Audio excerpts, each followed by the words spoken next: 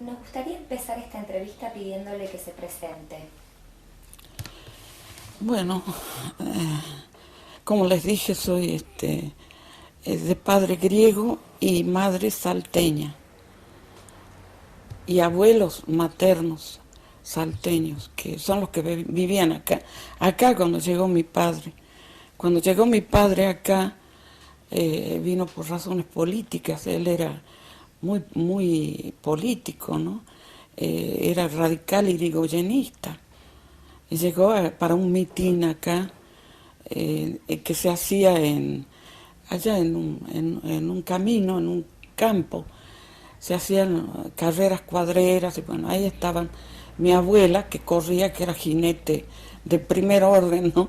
Mi abuela, y entonces él ahí la vio, mi mamá. La conoció y se quedó después para siempre. Murió acá mi papá. Acá tuvo su familia. Siguió con sus ideas políticas. Siempre fue radical. Hasta el último año de su vida, que fue en el 73, que es un año, que era un año electoral, porque fue el año en que ganó Cámpora. Y él pidió que le traigan la urna a su cama. Ya estaba enfermo para esa época, y ahí votó por Balbín. Así que la cuestión política vivida por mi papá viene desde que él llegó aquí a Jujuy, primero a la capital de Jujuy, después se vino para acá. Y él era radical irigoyenista, cuando el radicalismo era lo que hoy en día llamamos izquierda, ¿no? Era la izquierda.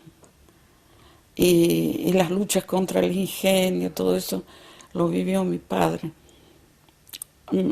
Tanto que casi lo matan una vez porque el ingenio tenía la policía represora, que tenía no permitía que nadie se meta en política, porque no llegaban diarios, no había manera de conocer qué estaba pasando con la cuestión obrera en el país, no se sabía nada.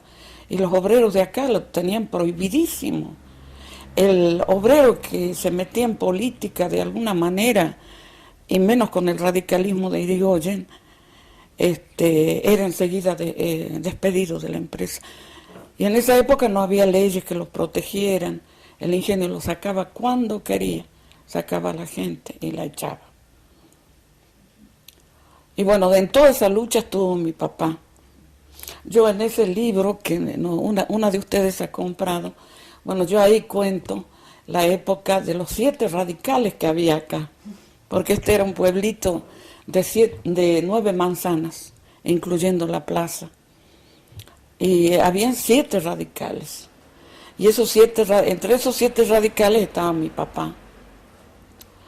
Y había una librería que no era librería, traían los diarios, traían los pequeños diarios que llegaban con 3 días de atraso, los de Buenos Aires, por ejemplo.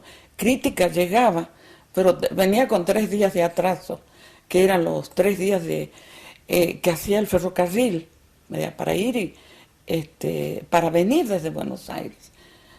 Y ahí se reunían en la casa del librero, que era uno de los radicales, y que eso le llamábamos la jabonería de Vieites, le decíamos, porque ahí se reunían todos y el ingenio mandaba a la policía, ¿no?, a sacarlo, a allanar.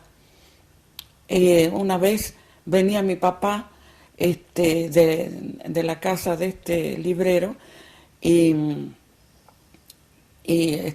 lo balearon.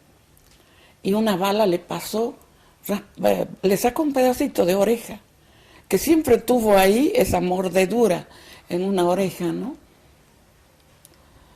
Había que tener agallas para enfrentar a la empresa en esa época. La empresa era poderosísima, la empresa Ledesma. Aquí nadie se animaba, ¿no? Por eso aquí los obreros no se sindicalizaron, sino en el 48, por ahí recién forma el primer sindicato de acá, porque no, el ingenio no lo permitía. Hola, y con un jefe de familia tan radical, ¿cómo vivieron el surgimiento del peronismo en su familia? No, no éramos peronistas, nunca hemos sido peronistas, nunca.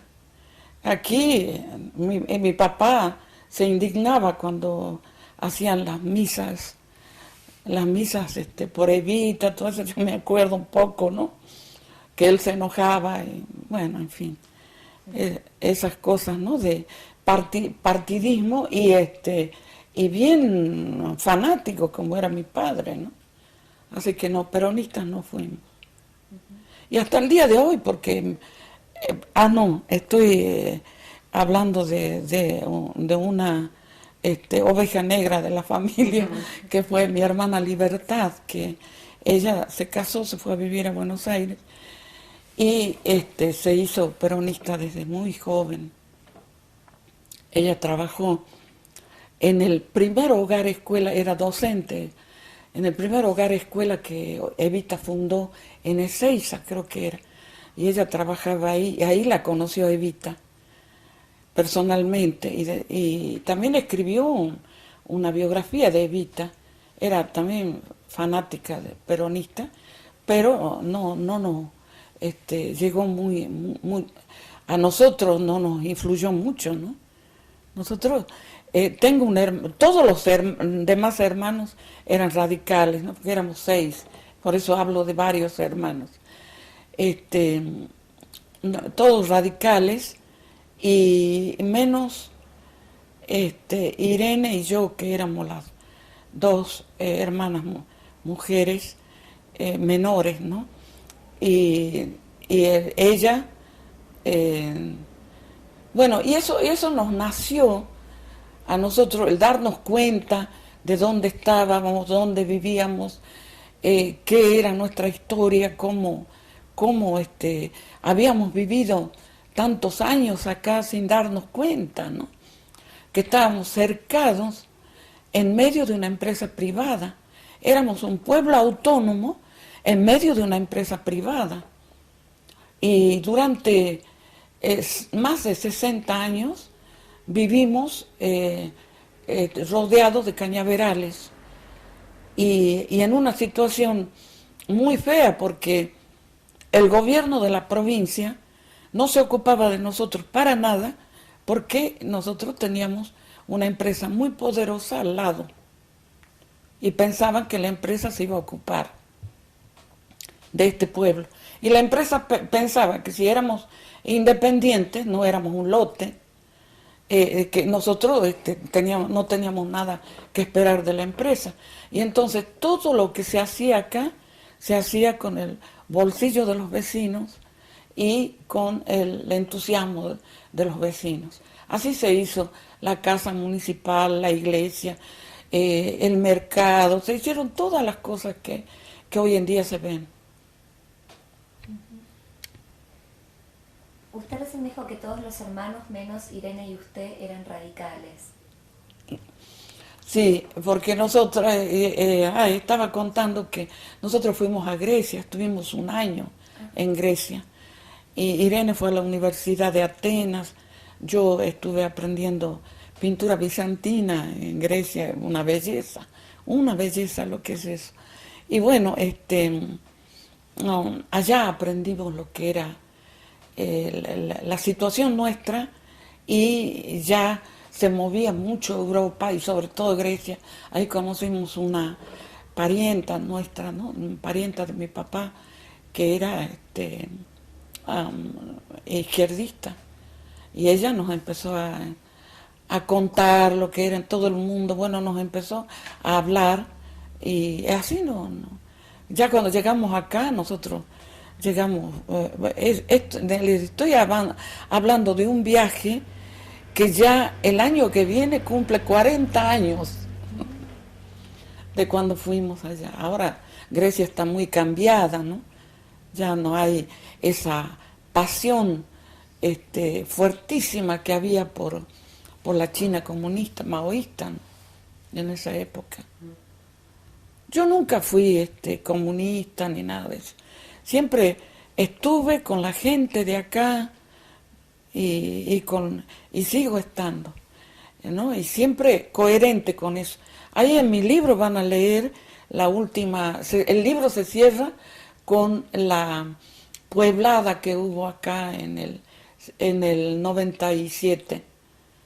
La puebla, cuando el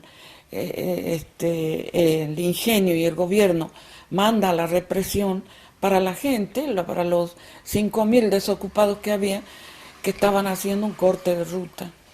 Y fue tan bestial la represión que yo tomé apuntes en esa época y después armé las represiones. Y esa la cuento ahí en el libro.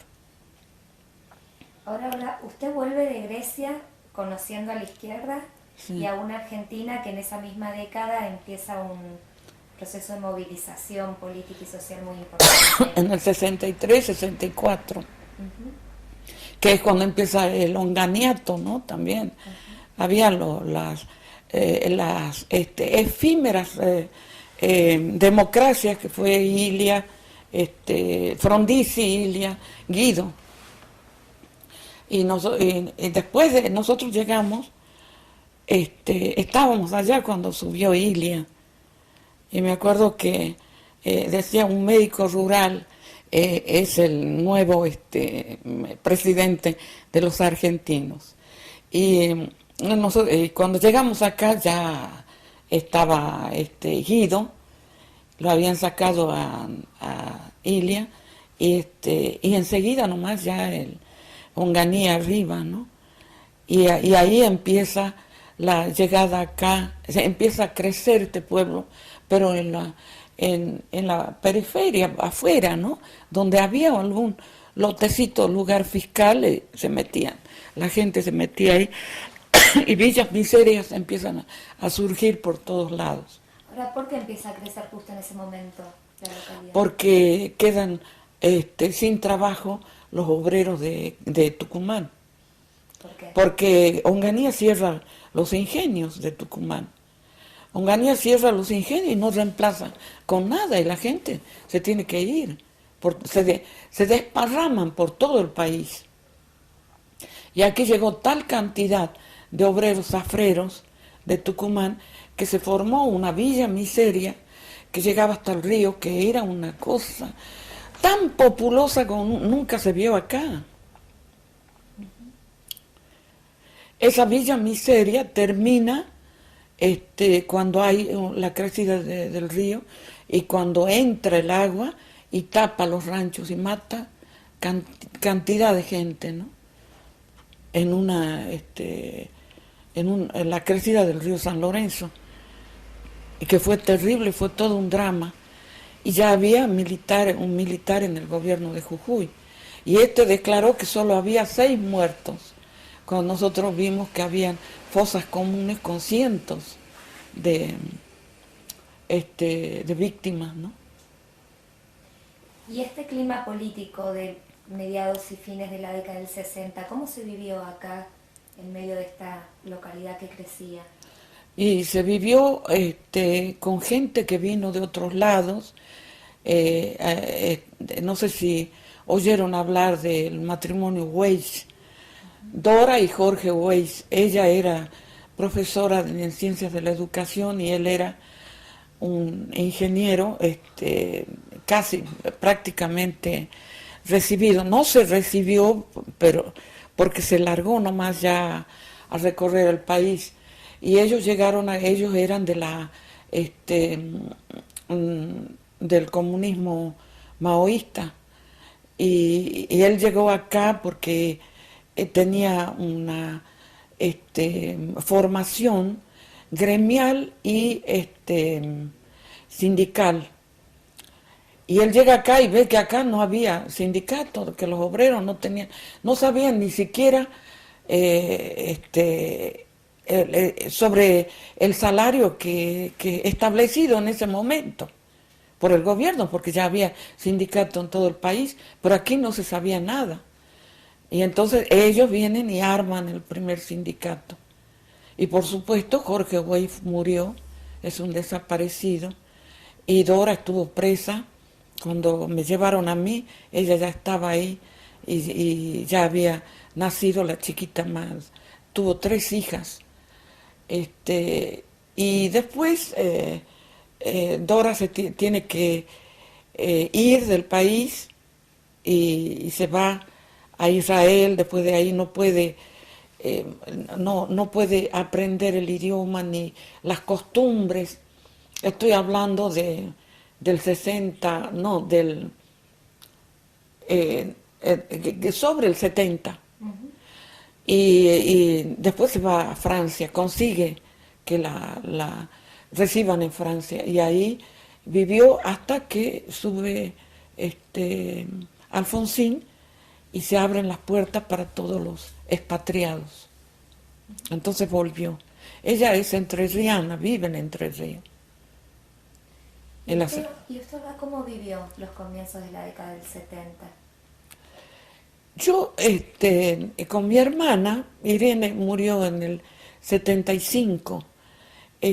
Las dos éramos profesoras en la escuela normal. Y con mi hermana nosotros vivíamos para formar, crear, hacer cosas acá, que no había nada. Yo abrí una escuelita de pintura para niños, niños de villas de emergencia, una escuelita de pintura con un método especial para sacarlos de ese mundo, ¿no? Y hacerlos expresarse. Es el método de Herbert Reed, un inglés que que se aplicó eso en toda Europa. Y cuando yo estuve en Grecia, yo aprendí ese método en un barrio de Francia, porque estuvimos un tiempito en Francia también. Y en un barrio español, donde había también chicos muy marginados, muy sufridos, y ahí en ese barrio aprendí cómo se aplicaba el método. Y aquí yo abrí la escuelita para aplicar el método, pero me cerraron la escuela y me prohibieron terminantemente que vuelva por la villa, ¿no? Porque eran los chicos de la villa Miseria, la villa se llamaba Villa Los Ceibos, ahí donde yo abrí la escuela. Después hicimos otras cosas culturales. En la escuela mi hermana hacía teatro, también hacíamos exposiciones de, de dibujos de investigadores sobre la fauna regional, que eran unos dibujos muy interesantes y para que todos conozcan y vean, porque no se sabía nada todavía de lo que era la fauna y la flora del lugar, no teníamos ni idea. Hoy en día se sabe, pero en aquella época no se sabía. Nosotros trabajábamos mucho, y como nos desplazábamos por todos lados, incluso hicimos una obra de teatro, abrimos una biblioteca, compramos los libros, colecciones y todo, entonces, bueno, nos tomaron por subversivas. Pero nada que ver, porque yo salí de la cárcel, estuve casi un año, yo salí de la cárcel porque porque nos hacían hacer careos, ¿no? Con estudiantes, con chicos que venían de otras provincias. Nadie me conocía, nadie, porque yo nunca estuve en nada, en ninguna célula subversiva. No estuve, esa es la verdad. Pero sí estaba con la gente humilde, y bueno, y venían gente que es llamada subversiva, ¿no? Aquí, que son los que me ayudaron a abrir la escuelita y todo eso. Ahora, Olga, hacia fines de los 60 y principios de los 70, el mundo del arte y el mundo de la política tienen varios puntos de encuentro. ¿Cómo veía usted ese acercamiento entre arte y política? Y sí, lo veía como había un desencuentro. Yo no me sentía bien con los términos de la capital federal, porque nosotros acá tenemos que saber que el arte en el imperio incaico fue eterno, fue siempre, hasta el día de hoy. Existe y un artista vive de su arte. Lo van a ver en la quebrada, si van por la quebrada. El arte es algo útil para el pueblo. En cambio, en Buenos Aires todo era para una élite, ¿no es cierto? Y sigue siendo el arte de una élite, porque ellos tienen el arte europeo, prácticamente europeo. Entonces hay un desencuentro en eso aquí. Ahora, yo enseñaba arte en la escuela normal y yo nunca dejé de que los chicos tuvieran mucha injerencia en el arte de Buenos Aires. Siempre los llevé por el arte histórico, el arte ancestral. Y de todos estos años que van entre fines de la década del 60, antes del golpe de Estado del 76, ¿cuáles fueron los acontecimientos más significativos para usted?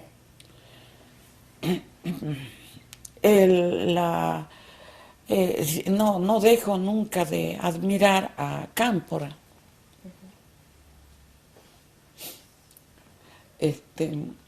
Siendo hija de un radical. Y el hecho de que haya abierto las cárceles, eso yo siempre me emociono, ¿no? Eso es algo que la gente no lo comprende. Yo sí. Y tanto que lo pongo en el mismo nivel de la declaración del general Belgrano, cuando declara ni vencedores ni vencidos. Es una maravilla eso. Ahora, la gente lo toma como que fue al menos yo he leído los libros de Martínez Estrada, es como si fuera un pelele de Perón. No, las cosas que hizo en ese corto tiempo que estuvo antes de la llegada de Perón a la Argentina, él hizo un montón de cosas, y sobre todo en el interior del país, porque se identificó más. Yo creo que él también es del interior del país, ¿no? No sé si era entrerriano, ¿de qué lugar era? Él era también, o de la provincia de Buenos Aires. Pero lo sentimos mucho acá como un presidente que hizo lo que nunca se hizo antes, ¿no? Muchas cosas que quiso hacer y después todo quedó en nada, ¿no? Por eso es que siempre hablo como de algo importantísimo, Cámpora. Y después el golpe brutal, que fue la garra velluda que fueron los milicos. Era como si un gorila nos hubiera estrangulado. Nosotros estábamos precisamente el pueblo, porque el doctor Aredes fue intendente de acá, y él es el que, a él se debe la amplificación del pueblo, porque nadie se atrevía con la empresa Ledesma, que prohibía a todos los intendentes salir 1 milímetro del cerco de alambrados que había a la vuelta, ¿no? Que estábamos en medio de los cañaverales. Salir 1 milímetro, la empresa enseguida aparecía, ¿no? Con su policía a frenar a todo. Perdón, no entendí. ¿Las personas no podían salir? No, sí, se salía, ahí estaba el ferrocarril, la estación a 5 metros, a 5 cuadras. ¿Y qué es lo que no se podía? No se podía salir del perímetro, del cerco perimetral que había a la vuelta. Ahora, nosotros salíamos, íbamos a la estación, tomábamos el tren, ¿no? Pero no se podía entrar tampoco a la empresa con facilidad, pero había días que sí se podía. Bueno, estábamos como cercados, y cuando sube Aredes, ya antes, un poquito antes, había un gobernador peronista, había expropiado una cuadra a la vuelta del pueblo, una cuadra más le expropió. Ya el peronismo era más fuerte, ¿no? Ya podía. Entonces hizo una expropiación de una cuadra más alrededor del pueblo, que ya se amplió. Eso fue un desahogo enorme, ¿no? y, y después ahí se pudo hacer la escuela normal, abrir una escuela comercial, hacer algo más por la educación de este pueblo, porque solo había una escuela primaria, era lo único que había acá.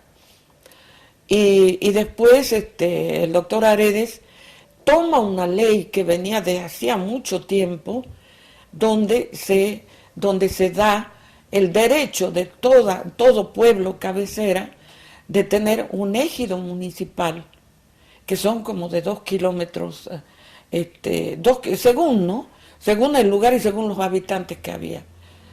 Y él amplía y ya se anima. El ingenio nunca dejó ampliar el ejido municipal. Y Aredes se anima, y dentro del ejido municipal queda el ingenio Ledesma, el pueblo ingenio, no el ingenio Ledesma, el pueblo ingenio. Y se amplía el pueblo, y entonces ya se animan.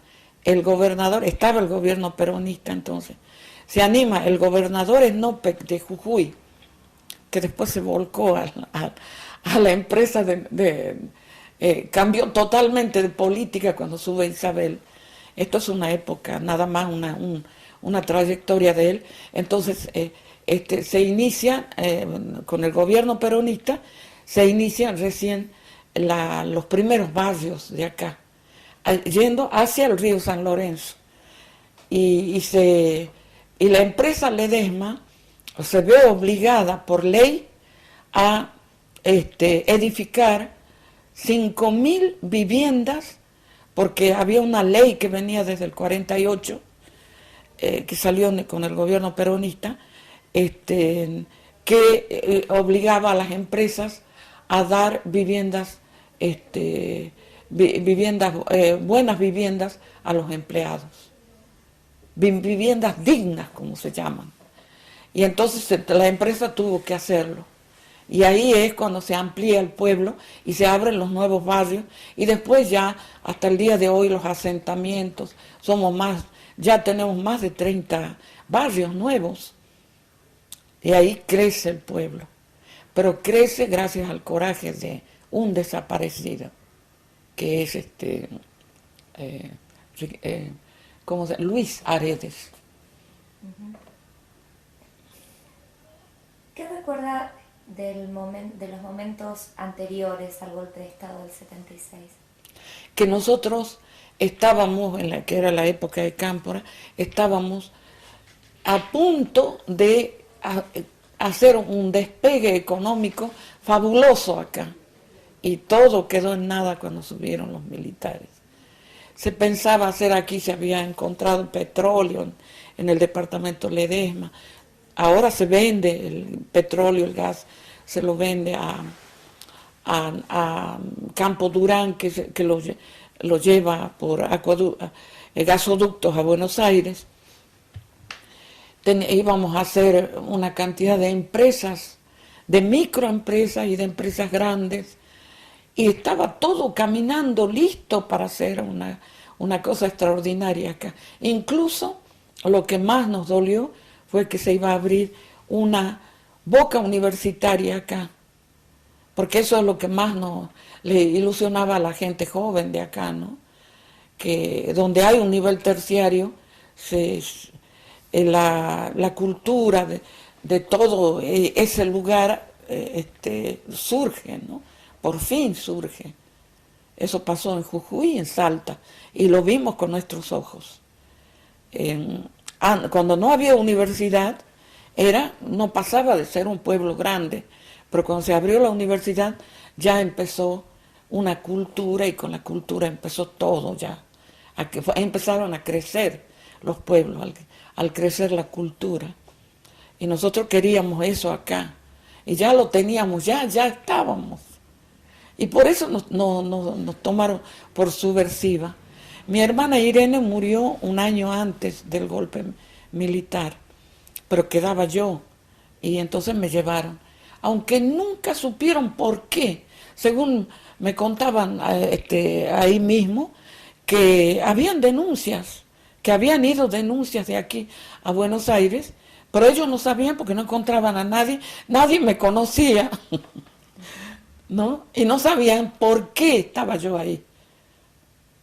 Y pero no me largaban porque al estar en prisión, yo era la mayor de todas y había sido profesora de varios chicos o chicas que estaban ahí.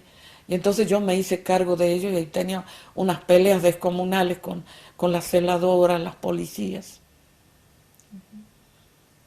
¿Y qué pasaba con el movimiento sindical antes del golpe?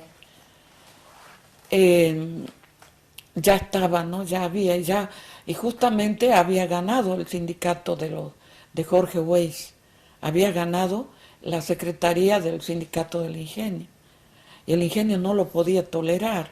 Por eso es que se unen el ingenio y los militares para reprimir y desaparecen y los matan a casi todos los sindicalistas. Murió gente que vino de Buenos Aires, así como Jorge Weiss, abogados, asesores que habían. El doctor Arede fue también médico asesor del sindicato del ingenio. Y muere muchísima gente entre los desaparecidos que hay en este pueblo. ¿Qué recuerdos tiene Olga del 24 de marzo del 76? Cómo fue que llegaron acá los militares. Yo estaba a las 7 de la mañana, no sabía nada, sabía que habían ido a una panadería a hacer no sé qué allanamiento por una cuestión de alimento, pero no sabía nada. Me estaba contando el 24 de marzo del Sí, 76. sí. Yo a las 7 de la mañana me estaba preparando para ir a la escuela y vivía un hermano que también murió y un sobrino que estaba conmigo acá. El muchacho estaba en tercer año y tocaron el timbre y y detrás del chico entró todo un ejército de policías, de militares con ametralladoras, con armas pesadas, qué sé yo, y yo salía de la cocina, estaba todavía con un batón largo, ¿no? Así, medio dormida todavía, y entonces entra un milico y dice, ¿dónde está una tal Olga de Mitrópolis? Dice, ¿no? Y le digo, soy yo. Y entonces me sentaron en un sillón ahí, y usted se queda quieta aquí, y empezaron a tirar abajo toda la casa. Buscaban, no sé qué. Yo le decía de vez en cuando, dígame qué está buscando, yo le puedo decir, pero no me rompa las cosas, los papeles, rompían todo, tiraban todo. Se llevaron dinero que tenía en el bolsillo de un tapado, se llevaron ropa, se llevaron cosas, montones de cosas, sacaron de acá. A mí me tuvieron ahí y después sentada, y después me subieron a una camioneta y me llevaron a ese campo de concentración que les decía, no sé, a una de ustedes, un lugar que era un lugar del regimiento que estaba acá. Era un lugar prefabricado, se ve, ¿no? Porque después desapareció, sacaron todo. Y en una de esas celdas o dormitorios que había de soldados, ahí me encerraron. Serían las 9 de la mañana cuando me llevaron ahí, y estuve encerrada ahí hasta las 11 de la noche, sin ir a un baño, sin tomar agua, con frío, porque era un día frío, y estaba con una blusa nada más, que era con la que me habían sacado. Yo no había previsto llevar un saco porque yo no pensaba que no iba a volver. Después de ahí, a las 11 de la noche, llegó una camioneta, me trajeron a la municipalidad y ahí estuve hasta las 3 de la mañana más o menos, y después me metieron en un coche, en un auto, que lleno de policías armados, y me llevaron a Jujuy, a la cárcel de Jujuy. Y yo no sabía, no conocía tampoco ese lugar, ¿no? Así que no sabía dónde iba ni nada. Yo decía, bueno, me mata, ahora me llevan a matar por ahí, vaya a saber dónde, ¿no? Y hubiera podido ser eso porque ocurría todos los días eso. Pero yo pensaba que ocurría, pero no pensaba que me iba a pasar a mí. Así que después me llevaron a una celda y me dijeron, usted dice, eran como las 5 de la mañana, ¿tiene para dormir? No, las 4 sería. ¿Tiene para dormir 1 hora o media hora? Me dice la policía, ¿no? Y me da una tabla con un colchón lleno de sangre, de manchones de sangre. Ahí me agarró un ataque de nervios. Ahí ya no pude resistir, ¿no? Y entonces después me tuvieron que poner una inyección y qué sé yo. Y después me trajeron un colchón limpio, porque decía que no había más, y yo pensaba que ahí esos manchones de sangre podían haber sido torturas, ¿no? Alguien torturado ahí, y les dije que no, que ahí no iba a acostarme nunca, jamás. Y por fin después mandaron un colchón nuevo, y ahí me acosté, me pusieron una inyección tan fulminante que estuve como 2 días dormida, no despertaba, tampoco ellos hacían nada, ¿no? Parece que venían a mirar y decían, sigue dormida, y bueno. Y después apareció un médico, cuando desperté apareció un médico que era conocido de mi padre, era un médico de un pueblo de aquí cerca, de Fraile Pintado. Conocía a mi papá, y entonces él me dijo, no haga más esos gritos, ni se enoje, ni les tire por la cabeza con todo, porque yo sacaba unos percheros y le tiraba por la cabeza. Entonces, estaba completamente fuera de mí, y yo no soy una persona así. Yo nunca he tenido, fue la primera y última vez que tuve un ataque de nervios, que había sido espantoso, horrible. Y después él me aconsejó, me dijo, vea, nadie puede hacer nada por usted, trate de estar tranquila, que yo voy a avisar a sus hermanos. Y bueno, y ahí estuve, y no salía, porque después ocurrió que habían un chico que lo torturaron, que me hacía pedir un remedio, yo le mandaba los remedios, pero después me castigaban a mí, bueno, una cantidad de cosas terribles que pasé ahí adentro. ¿Cuánto tiempo estuvo detenido? 7 meses y 4 días. ¿Podemos hablar un poquito de la cárcel? Sí. Usted estuvo siempre en la cárcel de Jujuy. Sí. ¿Sabe que hay algunas personas que estaban vivas en la cárcel de Jujuy y fueron trasladadas, sí, y hoy están desaparecidas? Sí. ¿Qué sabe usted de estos traslados? Eso me consta a mí, yo lo vi. Yo vi eso cuando una chica que llegó ahí, una chica Ranzoni, llegaron varias, una de Tucumán, eran docentes todas, una de Tucumán, una de Jujuy, de San Salvador de Jujuy, y la otra era de acá, de Ledesma. La chica Ranzoni era de acá. Y bueno, llegaron torturadas y completamente lastimadas. Bueno, las dejaron tranquilas para que se repongan. Después se repusieron, estuvieron ya mejor, cada día mejor. Y ya cuando las vieron bien, un día, yo me acuerdo que la chica Ranzoni, que era una chica alta, muy, muy alta, espigada, cuando la tiraron, cuando la trajeron y la tiraron después de haberla torturado, era un montoncito, así parecía una nada, ¿no? Y la tiraron en el famoso colchón ese que estaba tirado en el suelo, y ella estaba ahí hecha así. Y me acuerdo que yo salí porque a recibir mi jarro de mate cocido que nos daban y una galleta.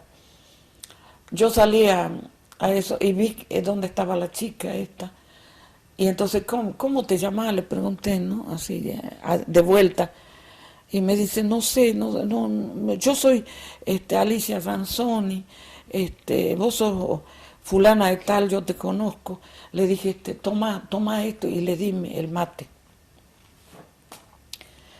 Bueno, estuvo mucho tiempo, después yo le presté mi frazada porque tenía mucho frío, qué sé yo.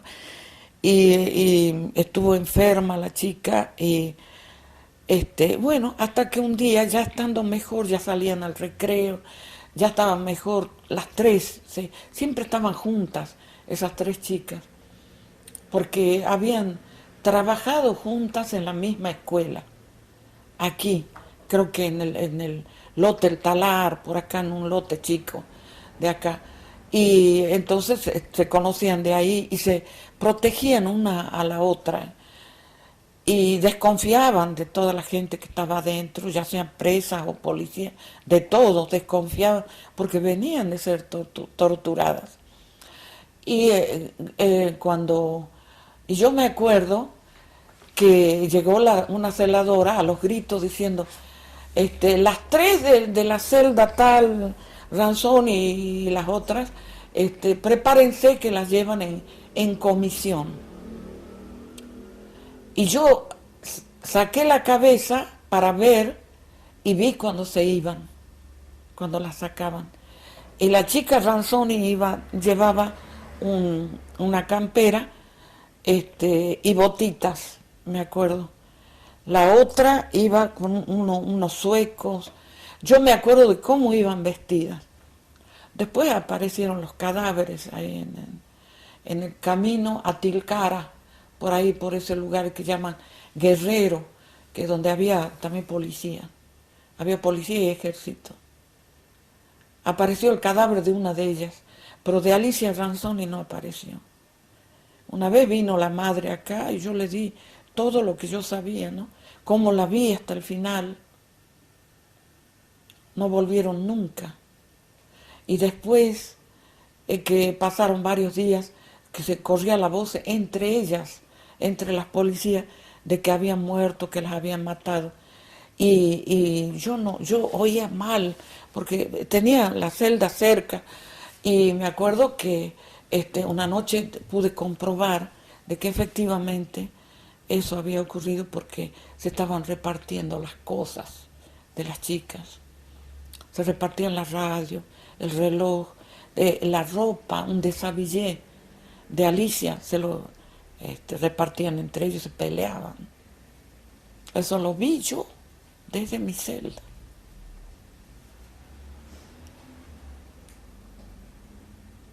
Ahí en la cárcel, ¿cuáles eran las condiciones físicas, digamos, de confinamiento? Cuando yo llegué, venían del Buen Pastor las otras presas políticas. Hay un lugar, no sé si sabes lo que es el Buen Pastor, ¿no? Bueno, ahí las habían tenido, después las llevaron a la cárcel. Y en la cárcel era un horror lo que era no poder bañarse, había una letrina, era algo espantoso la suciedad que había sido pabellón de hombres, de presos, no políticos, presos comunes. Y entonces Dora Weiss, que era profesora y que también estaba con alumnas de ella que estaban ahí. Ella es la que organizó la limpieza diaria desde las 5 de la mañana.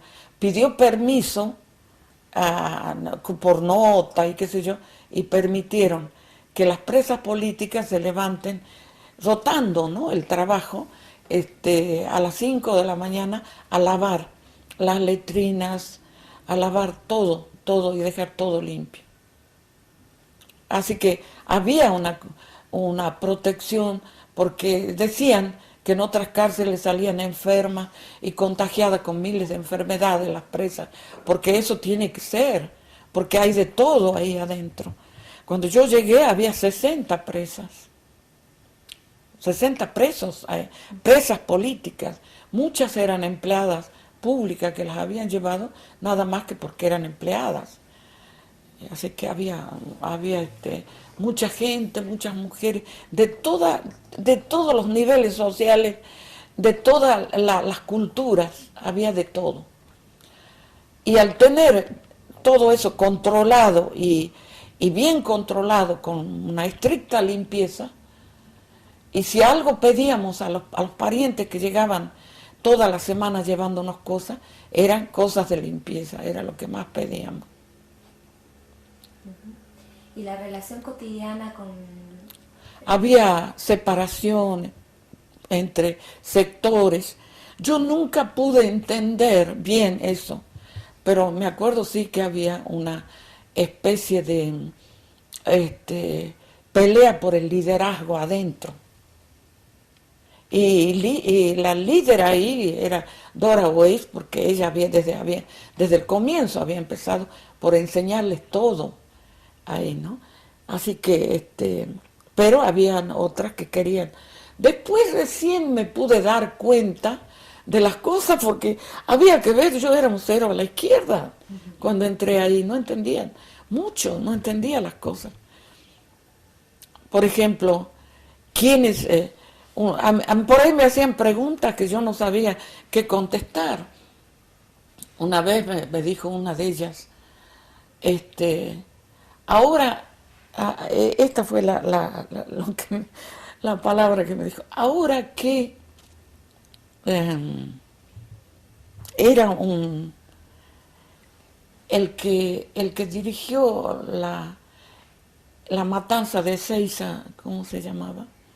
Ese militar que se refugió en el Paraguay.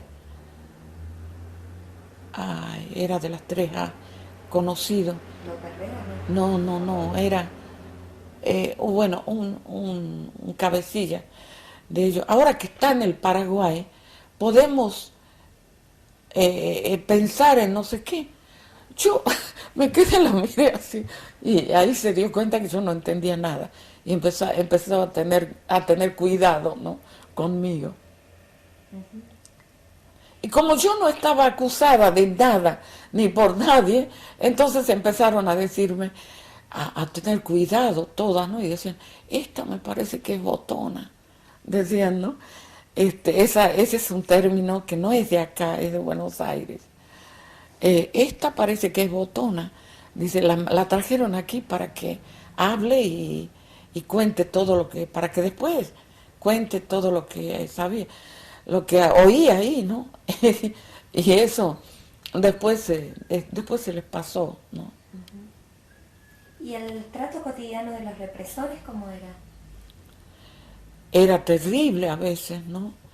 A veces había épocas en que dejaban vivir, ¿no? Al principio, cuando yo llegué, las celdas estaban abiertas, pero después de no sé qué pasó ahí, que le encontraron a una chica, no sé qué, porque había requisas cada semana, se puede decir, entraban a ver ahí, prohibían toda aguja de tejer, prohibían todos los libros, solo te autorizaban leer las historietas, Rico Tipo, Juan Mondiola, esos eran los libros, las cosas que ponían para que leyéramos.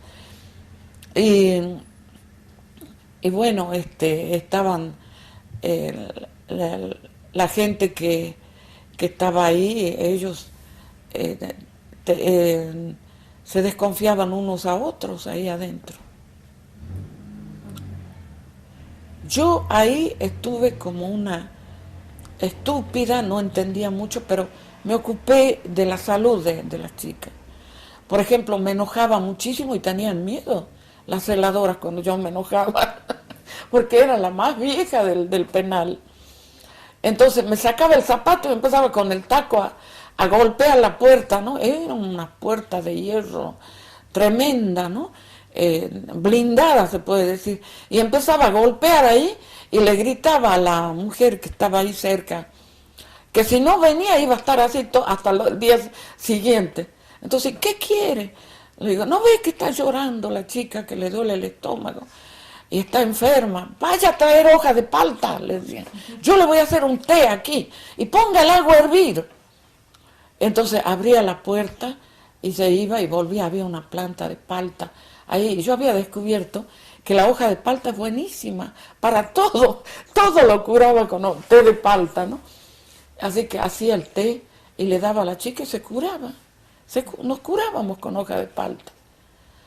Y los médicos no arriesgaban. El único que arriesgó algo ahí fue el odontólogo que teníamos.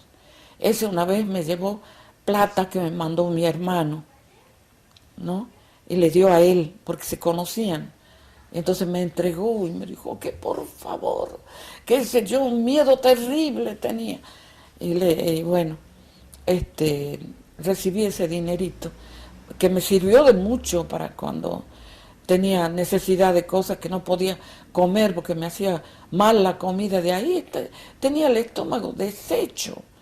Entonces yo, para que me traigan una papa hervida y un zapallo hervido, tenía que pagarle a las celadoras, darles para que me traigan un té, no un mate, esa cosa rarísima que hacían de hierba y café, de las dos cosas juntas, y me hacía mal, no podía comer esas cosas. Así que la plata que me mandó mi hermano me sirvió mucho, mucho ahí. Y me ayudó eso el dentista. Y ¿cuál era la diferencia entre la Olga que entró a la cárcel y la Olga que salió de la cárcel?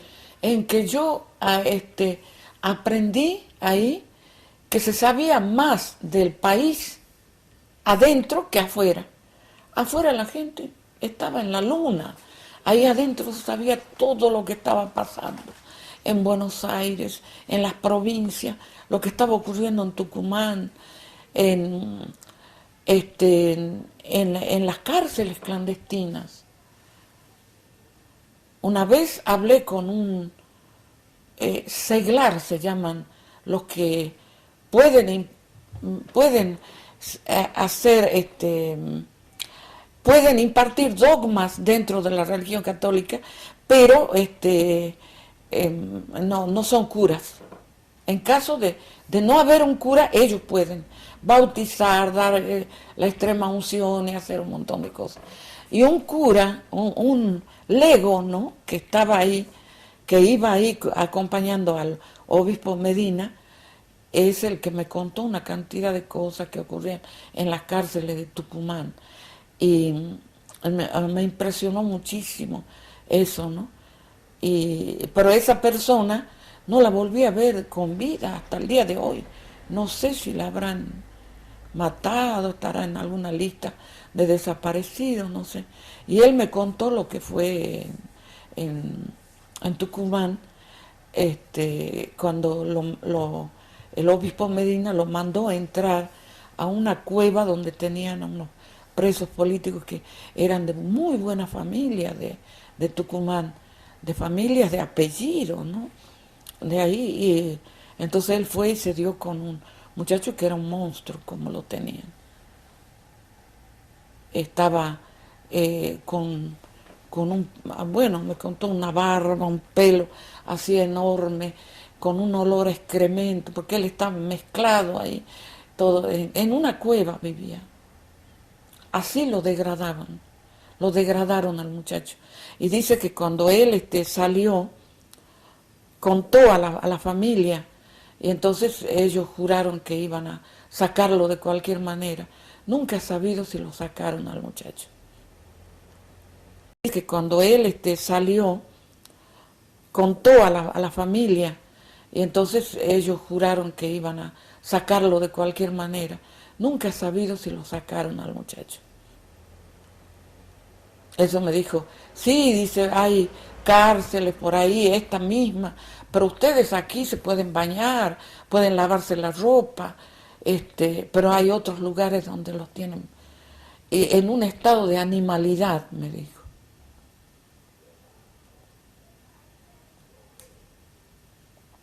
Cuéntanos sobre el famoso apagón de Ledesma. Yo no estaba. Cuando fue el apagón yo estaba presa ya. ¿Pero qué se comentaba en la cárcel? Y cuando llegó ahí llegaron las presas que llevaron a varias. Estaba Hilda Figueroa también, que era una chica que tiene un defecto congénito que es una pierna sin hueso. Bueno, esa chica no puede caminar, entonces tenía una pierna ortopédica. Le quitaron la pierna ortopédica y la chica se arrastraba para ir al baño, pero o si no la llevaban los policías, y ella sufrió muchísimo, muchísimo. Bueno, entre esas, Hilda Figueroa, anoche la vi, justamente estaba ahí, en la, en la plaza donde daban la película esa. Y llegaron a varias y ellas comentaban de lo que fue el apagón ese. Y llegó Eulogia, le digo yo, otros le dicen Rita, Eulogia Garnica, que llegó, que la habían tenido 12 días atada con alambre las manos en la espalda y tenía cavado en la carne acá, en carne viva, algo que se estaba infectando terriblemente. Y no le daban remedio porque decían que ella estaba, en los primeros días no te dejaban ver ni recibir a nadie, no te daban remedio, una alimentación apenas un poquito, hasta que ya se informa el Poder Ejecutivo y entonces te dejaban ya, incluso le daban recreo, ya la dejaban salir. Y bueno, Eulogia estuvo con esa infección de las dos manos, de los dos puños aquí en los dos lados, un tiempo. Y yo tenía yodo, tenía cosas, ya me había hecho, porque me ocupaba de la salud, ¿no? Te digo que de eso me ocupaba más que de otras cosas. Y entonces le tiraba así por la reja, le tiraba para que ella se cure. Y bueno, éramos todos gente fuerte, se ve, porque se curó. Yo me acuerdo que cuando le vi eso no lo podía creer. Decía, esto es una infección horrible la que le tiene. Y más aún que estaba separada la carne ahí. Con el alambre le había acabado hasta adentro.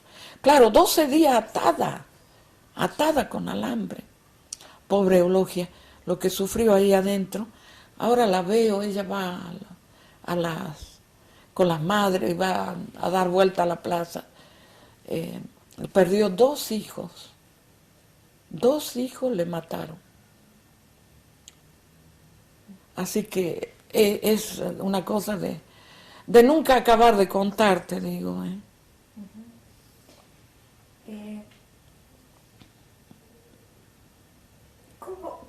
¿Cuáles fueron las reacciones sociales y familiares cuando usted la liberaron?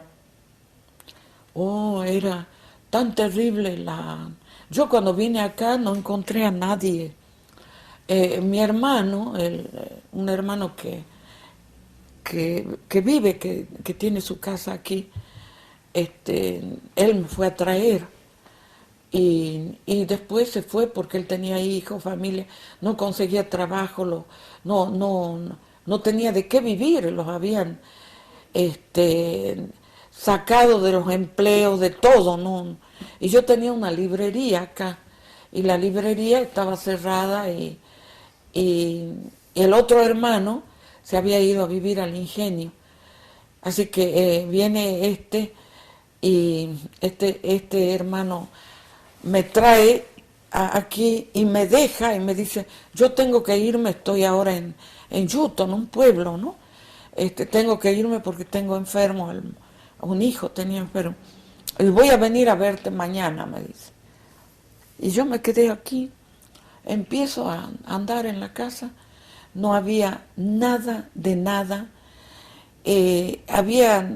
La casa se había venido abajo, unas ratas así, que espantosas, que parecían conejos, así enormes, cruzaban por el encatrado de la parra de adentro, que tenemos un jardín ahí. No tenía un centavo, ¿no? Y había salido de la cárcel después de estar varios días mal del estómago, muy mal del estómago, que estuve tan mal que no comía, no probaba bocado, solamente para no deshidratarme tomaba algo de ese famoso mate que me hacía tanto mal. Y bueno, y el hermano no vino. Y pasaron 2 o 3, porque él tenía muy grave al hijo. Y pasaron 2 o 3 días y yo ni comía, con la debilidad que tenía cuando salí, ni comía. No querían, tenía la casa toda llena de tierra, toda, como puede estar una casa que ha estado años cerrada. Y no era ese el caso. ¿Por qué se vino abajo así la casa? No sé por qué, porque ya la dejaron así los milicos y nadie se ocupó de levantar o de guardar una cosa. Por ejemplo, de la ropa mía no encontré nada que me pudiera poner, ¿no? Todo estaba deshecho, tirado, horrible, horrible todo. Y bueno, y así fue como un día me caí ahí en el patio, seguramente de debilidad. Y estuve ahí hasta que se le ocurrió venir a este hermano que vino a comprar unos remedios, viene y me encuentra tapada por las hojas de las plantas. ¿Qué hora haría que yo estaba ahí tirada? Y entonces llamó a un médico amigo de él y el médico le dice, no, dice, lo que tiene es una debilidad terrible, dale té con leche por cucharadita poco a poco. Y así me empezaron a alimentar así lentamente y me pude recuperar porque fue muy lento, muy despacio, ¿no? Porque yo tenía el estómago destrozado. Destrozado, no podía comer nada. Solamente tomar algo y comer un poquito de pan, así empecé. Y estuve enferma bastante tiempo. Ahora, no acudí a ningún vecino, a ningún lado, porque todo el mundo me cerraba las puertas, porque era una maldita. Es como, yo le decía a Olga Arede, era como si estuviera leprosa, así me sentía. Y mis compañeras de la escuela normal pasaban por las veredas del frente, no querían pasar por esta vereda. Y así no había quien venga ni a quien pedir nada. Solamente mis hermanos. Y mi hermana Libertad, desde Buenos Aires, por ahí juntamos unas monedas, mandamos un telegrama pidiéndole plata. Y ella mandó la plata con la que pude empezar a vivir de nuevo. Y ella me mandaba ropa, me mandaba de todo. Mi hermana se ocupó, quería que yo salga del país, que me vaya, pero no quise. Me quedé nomás. Usted salió de la cárcel en el año 77, quiere decir que vivió... No, 76, en el mismo año, porque me detienen en abril del 76 y salí casi en los días de Navidad. O sea que usted vivió fuera de la cárcel 6 años de la dictadura militar. Sí. ¿Cómo era un día cualquiera? Yo abrí una librería con ayuda de mi hermana Libertad, una librería para poder vivir acá, porque me mandaron la cesantía sin decir las razones. Estaba cesanteada porque sí, ¿no? Y qué lástima que yo rompí esa cesantía porque era una muestra de lo que se hacía entonces, ¿no? Y después no podía esperar nada de nadie. Mis hermanos estaban tan pobres porque ellos no tenían tampoco trabajo, no les daban. Y entonces yo abrí la librería y con esa librería vivimos un tiempo. Vivimos todos de la librería. Y es que tuve ayuda yo de libreros de Salta, que también tenían que ver con la cárcel, con la represión. Y entonces me dieron libros en consignación, con los que yo pude trabajar, porque no es fácil abrir un negocio, una librería nada menos, ¿no? Así que yo rendía cuentas de esa consignación y poco a poco empecé a levantar la librería. Y viví de eso hasta el 90.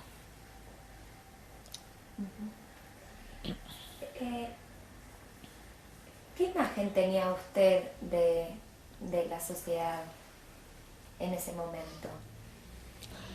Yo veía una marginación acá, y sobre todo el estado en que se encontraban los obreros, ¿no? Todo eso era para mí, todo eso lo veía, yo sabía de todo eso. Ahora nosotros había perdido hacía un año a mi hermana Irene, que estuvo enferma. Mi papá murió en el 73 y mi hermana en el 75. En el 93 perdí otro hermano. Y yo estuve siempre cuidándolos, estando al lado de ellos. Soy muy ermitaña yo. Estoy muy metida en la casa. Gracias a Dios que tengo la pintura. Y puedo decir, como decía un pintor francés, ya cuando no me quedaba de nada en este mundo, me quedaba la pintura, ¿no? Y con la pintura estoy hasta el día de hoy, siempre estoy dando vuelta con eso. Y también escribo, tengo una cantidad de cosas escritas. Esto que estoy contando, yo lo tengo escrito también. Alguna vez lo que pasé dentro de la cárcel, porque eso fue para mí como un vómito, lo hice enseguida y me salió todo ahí. Y lo olvidé. Así que cuando me quiero acordar de algo, reviso esos escritos de antes, ahí está todo. Pero lo hice enseguida, ¿no? Y ahí tengo todo lo que se puede contar, ¿no? A mí me gustaría hacerle una pregunta que usted el tema ya lo tocó en algún momento, y es ¿qué lugar le cupo a la empresa Ledesma en el plan represivo acá en Jujuy? Bueno, la empresa Ledesma ha tenido siempre un sistema económico basado en la represión. La represión ha sido fundamental y siempre ha tenido fuerzas armadas, ha tenido policía exclusiva para el ingenio, en el ingenio. Ahí están gendarmería, policía federal, policía de la provincia, policía de la misma empresa. Se basó siempre en, como dicen los obreros del ingenio, en la alcahuetería. Esa ha sido la política del ingenio. El que sabía que alguien estaba en alguna cosa política o algo, iba y lo contaba a los jefes. Y ahí nomás quedaba cesante. En la época en que la cesantía era cosa de todos los días, ¿no? La cesantía, antes que haya leyes para el obrero, la cesantía era el carro de la empresa. La empresa mandaba un carro, eso lo cuento también en el libro ahí, no me lo puede creer la gente, ¿no? Mandaba el carro bien tempranito y el obrero abría la puerta y veía el carro y ya sabía lo que eso significaba. Significaba que tenía que irse con todo por la familia, las cosas de él y todo. ¿Y qué hacía la empresa? Lo dejaba en el camino. Y ahí que se las arregle. Y eso fue así durante muchos años. Y los radicales de aquella época, de los 7 famosos radicales, que parecen los 7 jinetes de la Apocalipsis, ellos alquilaron un galpón nada más que para tener a esa gente que quedaba cesante y que no tenía dónde ir, no tenía un techo, no tenía dónde. Así era al principio. Después ya surgieron las leyes, ¿no? Y ya se empezaron, la empresa tuvo ya más cuidado y hoy en día que paga indemnización a los que va dejando cesantes, ¿no? Cosa que no les gusta mucho, pero las leyes son las leyes, gracias a Dios. ¿Y la iglesia qué lugar ocupó en la represión? Bueno, nosotros tuvimos acá un sacerdote franquista, con eso les digo todo, fanático del franquismo, aunque un buen tipo, como son los curas, ¿no? Que nos aguantó casi 40 años acá él. Pero él siempre era partidario del franquismo de España, y ahí no había que ir a pedir misa ni nada, aunque sí, a veces dejaba. Por ejemplo, cuando estuvo por acá el padre Puijané, que también estaba, o creo que está preso, no, ya lo liberaron, ¿no? Estuvo acá, él pudo dar misa, dio comunión, estuvo en la iglesia. A veces permitía, el padre Aurelio Martínez se llamaba. Ya se jubiló y se fue.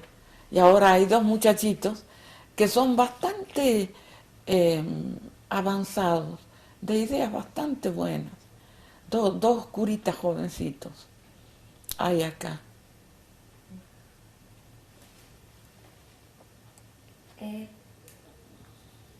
¿Qué expectativas tenía usted ante la apertura democrática?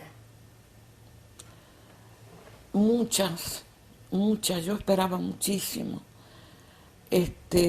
Y bueno, sacarnos a los militares después de la guerra de Malvinas, que fue terrible acá también, ¿no? Que aquí perdimos gente. Bueno, y yo esperaba que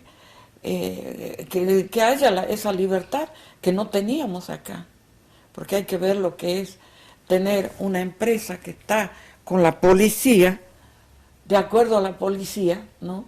Con la policía en todo sentido, y vivir acá dependiente para todos de la empresa, ¿no? Yo esperaba muchísimo. No, yo tengo mi lado flaco, radical, ¿no? No hay caso. Esas cosas se sienten, ¿no?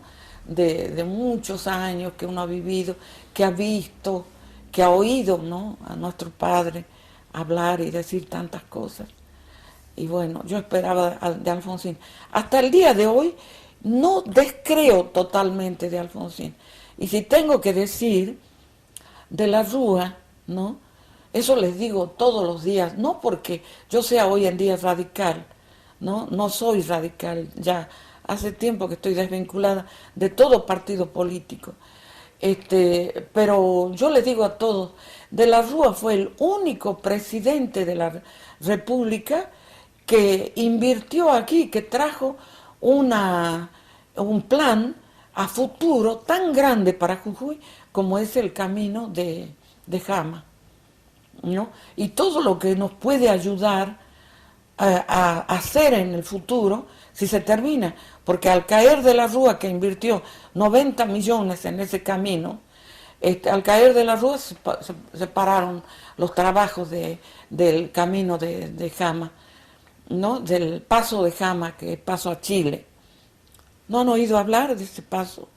Bueno, tienen que saber que es el futuro de Jujuy ese paso, porque Chile tiene toda la franja que da con Salta, Jujuy, con toda esta parte cordillerana, tiene pueblos muertos porque son pueblos que no producen nada comestible, porque son playas prácticamente, rocas, ¿no? Que ellos tienen ahí las minas de cobre, son rocas y playas y arena y no tienen nada comestible. Y nosotros acá tiramos la producción años en que no les conviene al productor y tira, por ejemplo, limones, ha tirado, no hace mucho, tiran tomate, los tomates que tiran y que se podría industrializar.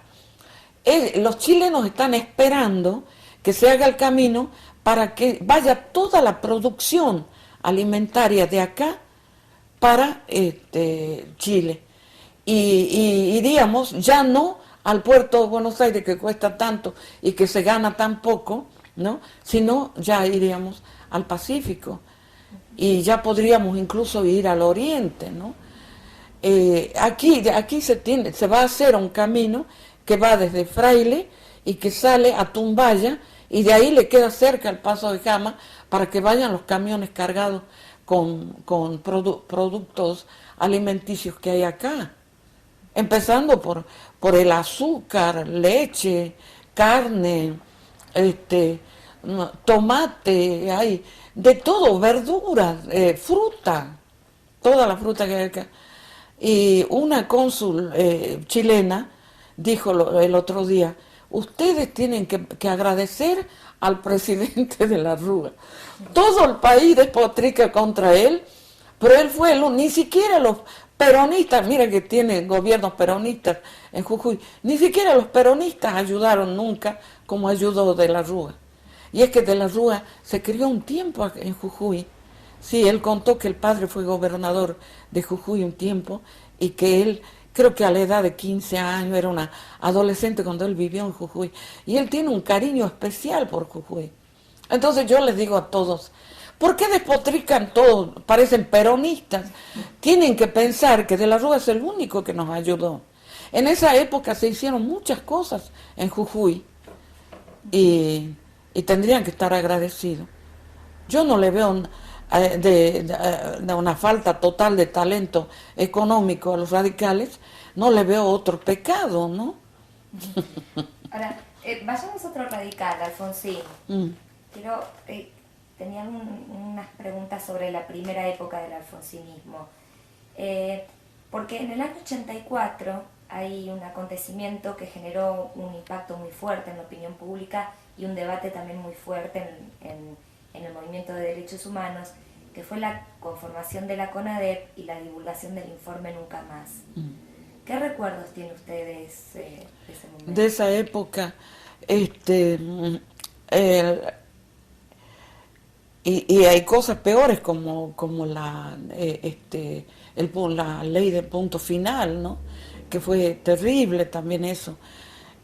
Yo recuerdo que, bueno, ahí empecé a retroceder y a retroceder ante Alfonsín, porque para mí, en la época del punto, cuando él saca la ley de punto final, empecé a retroceder y bueno, todo lo demás viene poco a poco formándose una personalidad distinta, ¿no?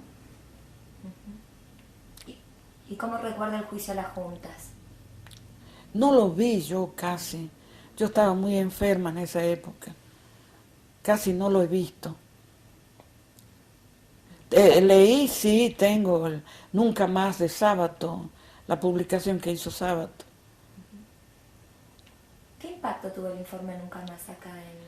Poco, pero poco a poco vamos, ¿no? Horadando la roca, ¿no?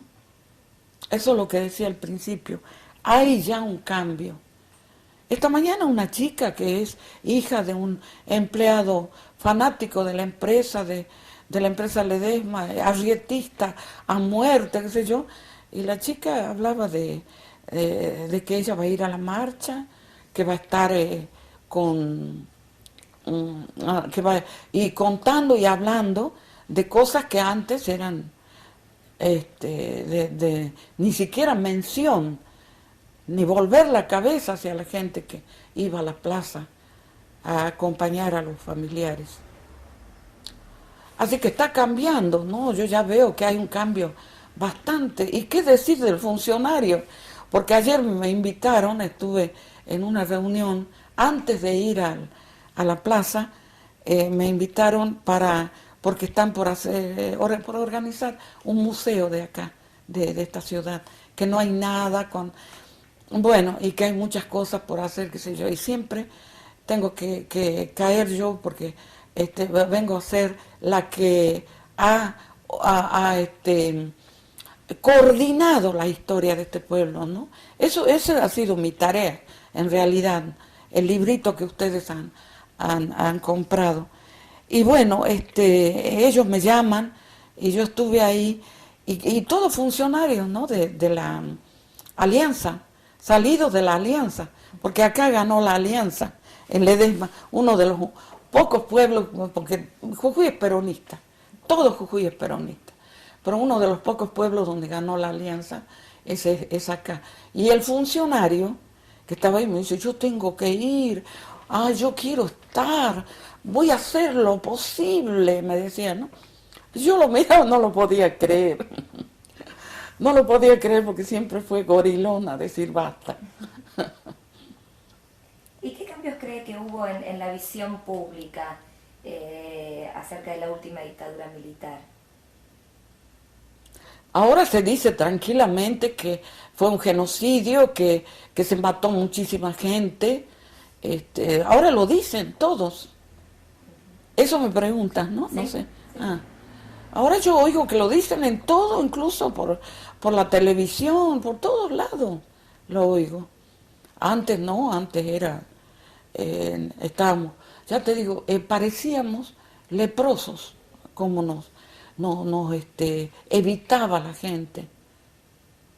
Yo sé de gente que iba por la vereda de frente por no pasar por acá. Todo eso lo sufrimos años, años de sufrir eso. Pero bueno, ya gracias a Dios está pasando. Y ojalá que la gente se interese más, ¿no? Se interese más por las cosas, que las vean no como una cosa de que la vivieron los viejos, yo soy joven, voy a otra cosa. No, se puede repetir.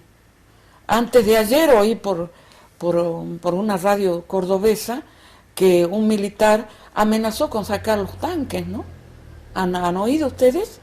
Uno que dijo, si siguen persiguiendo a los comisarios, a los policías que mataron a esos piqueteros, si los siguen persiguiendo, vamos a sacar los tanques, dijo uno. Así que todavía ellos tienen en mente eso. Y para que eso se borre del todo, tienen que quedar ellos solos con los tanques. ¿Qué tipo de vínculo tiene actualmente con el mundo de los derechos humanos, Olga? Todo mi libro es como si yo hubiera imaginado y sin embargo, es un libro documentado, porque yo no digo una palabra que no esté documentado, porque siempre pienso, van a ir a buscar y van a decir, la zurda esta la puso. No, todo está documentado, y eso lo dije por radio, por televisión, por todos lados. Les digo, no me acusen de sectarista, de nada, porque ustedes quieren documentación, vayan al archivo municipal, al archivo de la provincia, vayan a la bibliografía, que está a mano de cualquiera, ¿no? Yo saco de libros y saco de archivos, y no digo una palabra mía. Incluso la historia que cuento ahí sobre la represión de los piqueteros, que se hizo en ese 22 de mayo del 97, todo eso está documentado. Todos esos documentos no son cosas mías. Así que, ¿qué relación tengo? Bueno, soy tan pobre porque como me dejaron cesante, cobro una jubilación mínima, ¿no? Como autónoma, no como docente, como todo lo que trabajé en mi vida, nunca tengo plata para ir a Buenos Aires, ni siquiera a Jujuy, ¿no? El otro día me invitaron porque vino gente de Cuba, querían que esté ahí. No tengo plata para el pasaje, no puedo ir. Y ahora, un día me llaman unas señoras de allá que forman un grupo de gente que ellas se llaman la UMA, la Unión de Mujeres Argentinas. Me causó gracia porque no sé cómo, bueno, Olga Redes llevó mi libro, ellas lo leyeron un poco allá, pero me dieron un premio. Para ir tuvieron que pagarme el pasaje y todo. Y ahí conocí a muchas madres y conocí a muchas de estas mujeres, porque las premiadas de la UMA son todas mujeres que han tenido su lucha durante la represión, ¿no? Así que no soy solo yo. Y bueno, puedo decir que las conocí, pero enseguida me tuve que volver y yo estoy acá, ya te digo, una ermitaña. Y no puedo hacer nada más que eso porque no tengo movilidad, no me puedo mover. Estoy como cercada, ¿no? Y bueno, así seguiré hasta ver qué puede pasar, porque ahora estaba haciendo unos trámites para ver si conseguía una pensión que se da a personas que publican libros en la provincia de Jujuy. Y yo he pedido eso, pero nadie me lleva el apunte, no hay caso, y es una mala época también para pedir.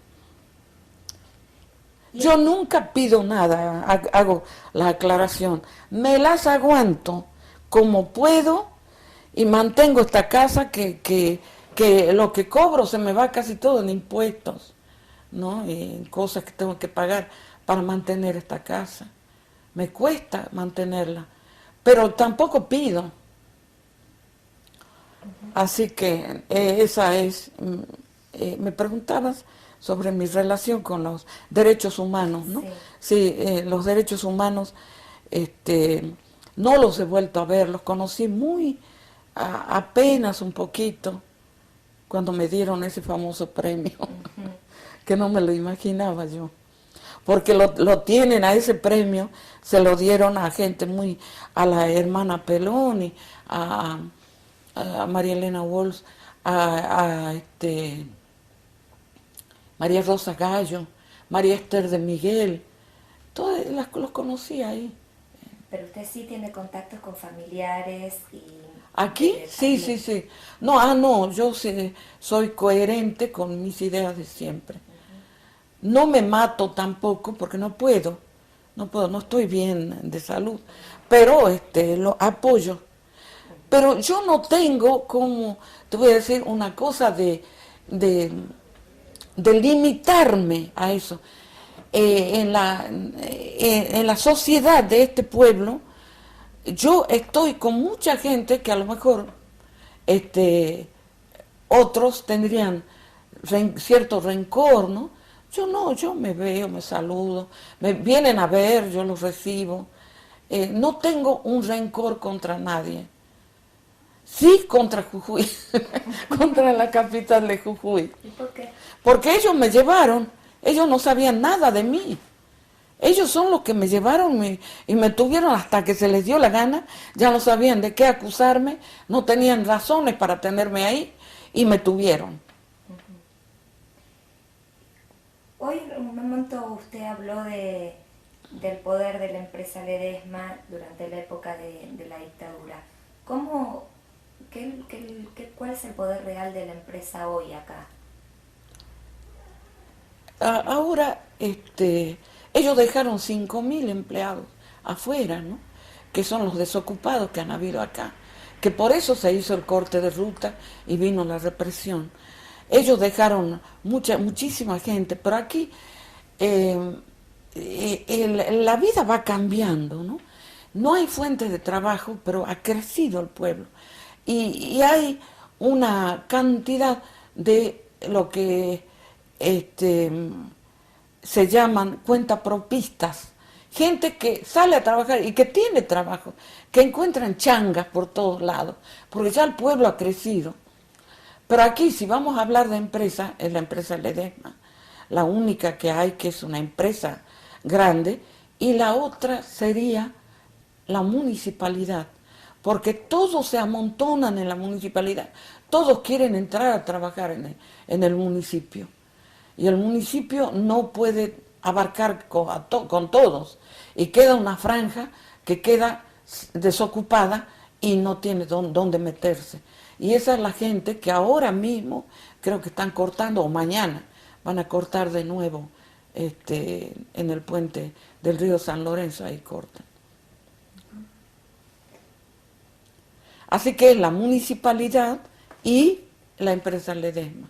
Pero después hay pequeñas empresas, así como un lugar donde se hacen escobas, hacen artesanías, hay quienes hacen dulces, venden. Es decir, la gente ya puede vender lo que produce. Y viven de eso muchísima gente. Y en términos sociales y culturales, ¿cómo es la influencia de la empresa sobre las personas? No, él no les importa, pero completamente nada.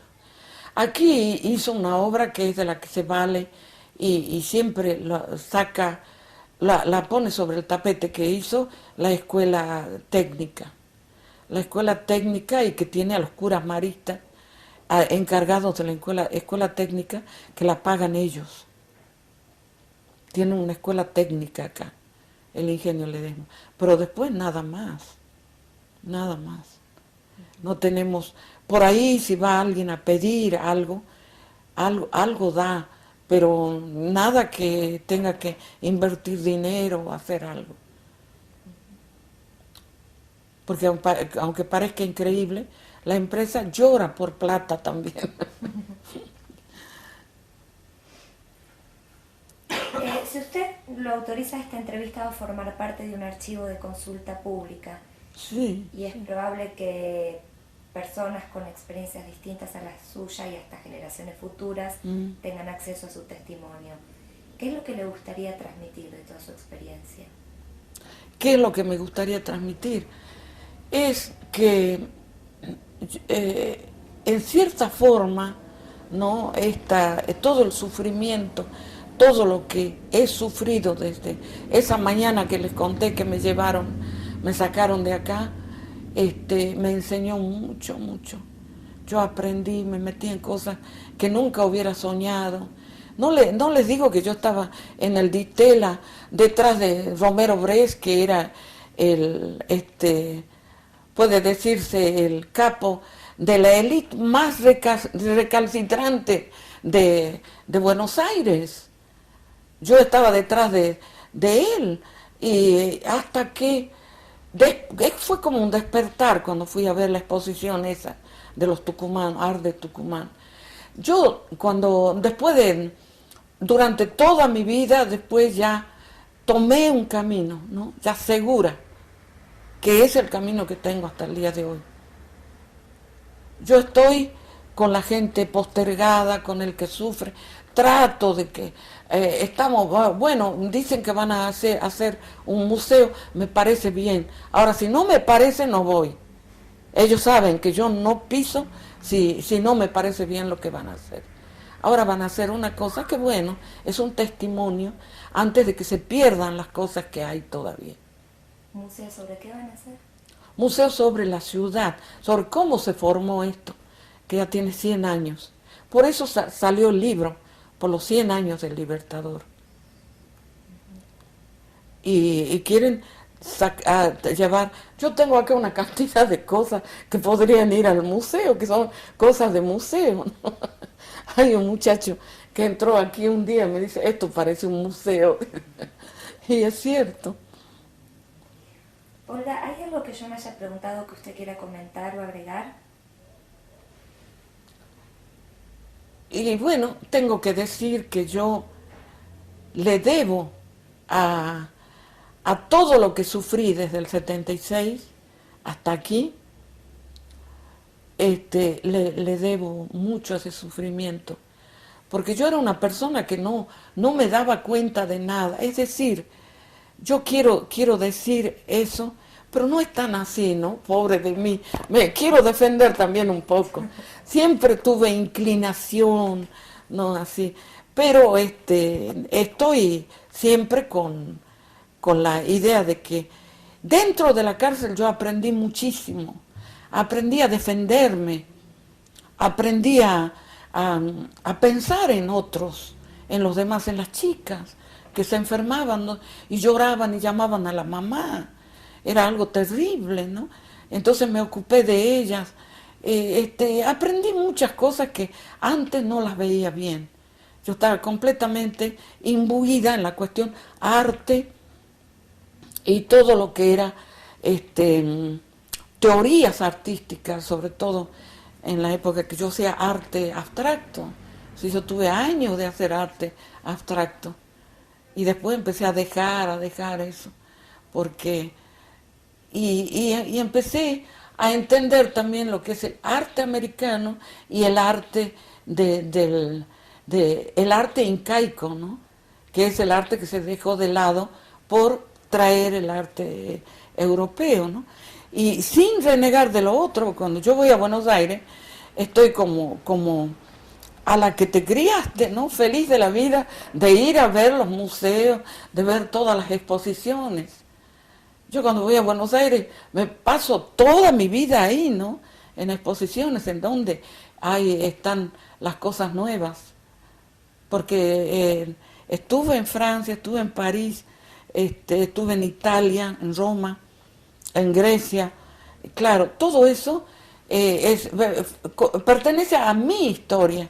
Y yo no puedo renegar de mi propia historia, porque sí, el arte ese lo siento, me gusta, me atrae, me encanta. Y si algo me hace feliz es ver una exposición de Rómulo Machió, por ejemplo, que me encanta. Yo voy a ver una exposición de él y salgo compensada porque me encanta. Ahora, ustedes me parece que no saben quién es ese artista. Lo saben. Ella sabe que ella está vinculada con el mundo del arte. Yo no le contesto porque como está la entrevista no puedo hablar. Pero sí, la nueva figuración, y eso de Felipe Noé, Rómulo Machió. Sí, pero Rómulo Machió solito, sin Felipe Noé. Lo de Felipe Noé lo conozco bien también. Y entonces eso a mí me transporta, me encanta. No puedo renegar de eso. Lo mismo en la cuestión social. Yo no puedo renegar de descendientes de fundadores que han tomado otro camino, otra cosa. Pero yo estoy con todos. No tengo ningún rencor contra ninguna clase social de acá. Estoy con todos. Eso es lo raro en mí.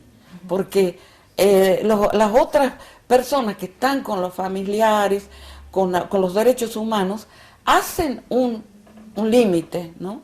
Yo no. Yo sigo con todos ahí. Ahora, lo que sí es que yo veo que aquí nosotros tendríamos que tener más ayuda. Por ejemplo, el camino ese, cómo me gustaría que esto sirva para que se abra ese camino que va desde Fraile a Tumbaya. Que eso ayudaría a llevar los camiones a Chile y ayudaría económicamente a toda esta zona, ¿no? Eso me gustaría que sirva también para algo toda esta entrevista, porque no dejo de pensar en eso, ¿no?